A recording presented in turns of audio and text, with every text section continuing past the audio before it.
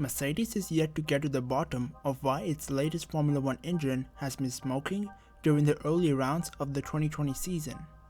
What's up guys, Formula News here, and on today's episode, here's what's causing the Mercedes engine to smoke. Intermittent puffs of smoke have been seen coming out of the rear of both the W11, driven by Lewis Hamilton and Valtteri Bottas, and the Mercedes customer cars of Williams and Racing Point at times throughout the opening 3 races of the campaign in Austria and Hungary.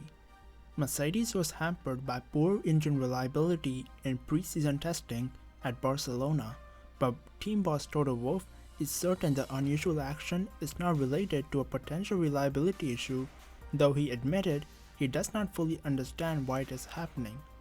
Wolff said Mercedes was pushed to burnout levels by Ferrari last year and believes it is ironic that the German manufacturer has taken a big step forward in performance following an FIA technical directive that appears to have impacted on the competitiveness of Ferrari's power unit.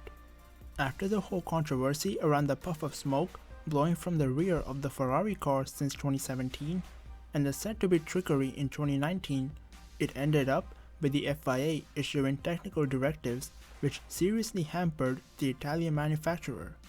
The details of the 2019 issue at least is not known in the public, but it is said to do with the usage of fuel in a way to help in power delivery.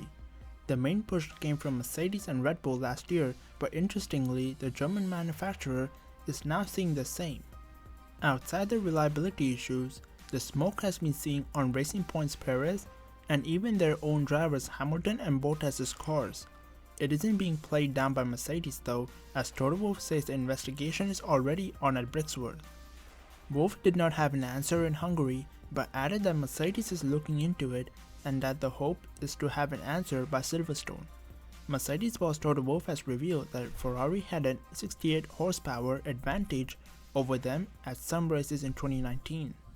Although the Silver Arrow started 2019 with the strongest race car, it was Ferrari who arguably took over that distinction once Formula 1 emerged from the summer break. The SF90 took victory on the high-power Spa and Monza circuits, though that performance would soon vanish later in the season after the FIA released technical directives relating to engine performance. To this day, the details of the private settlement between Ferrari and the FIA surrounding the engine have never been revealed. And while it was clear that the engine in the SF90 was a step up on Mercedes at its peak, the difference Wolff describes is quite an eye-opener. Ferrari's straight-line speed is boosted by its decision to prioritize a more aerodynamically efficient car this season at the cost of higher peak downforce. However, some in the paddock estimate this can only be worth 2 to 3 tenths of a second, whereas in Russian Grand Prix qualifying, Ferrari was gaining as much as 7 tenths over Mercedes on the straights.